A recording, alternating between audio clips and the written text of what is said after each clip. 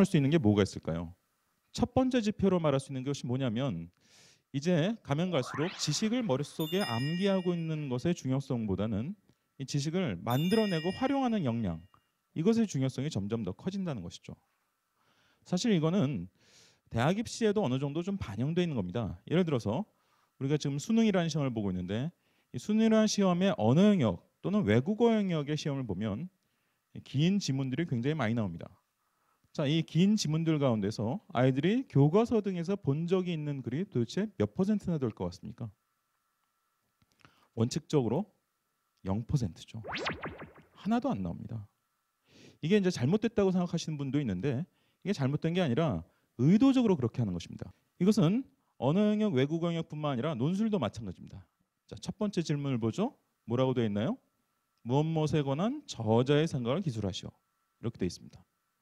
이거는 네가 이 저자의 글을 난생 처음 보는 것이지만 이 처음 보는 글을 읽고 네가 독해할 수 있는 힘이 있다면, 즉 독해력이 일정 수준 이상이 된다면 네가 답을 쓸 수 있을 것이다.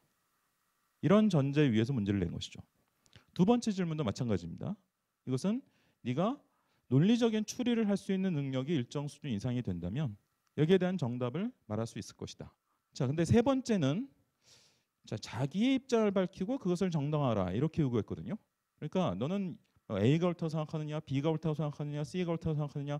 예를 들어 네가 B가 옳다고 생각한다면 하필이면 왜 B가 옳다고 생각하느냐. 자, 논거를 들어서 입증하라는 겁니다.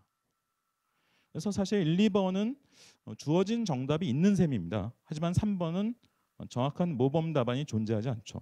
저는 B가 옳다고 생각하는데 예를 들어서 이러이러한 이유로 B가 옳다고 생각합니다. 여기에는 상당히 창의적인 논거도 동원될 수 있습니다.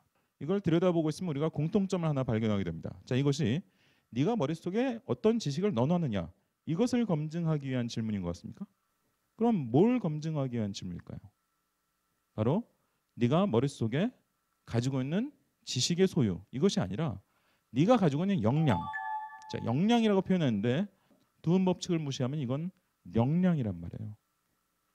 즉 독해력, 추론 능력, 논증 능력과 같은 것이 시험을 통해서 간단히 테스트할 수 있는 가장 전형적인 역량들입니다.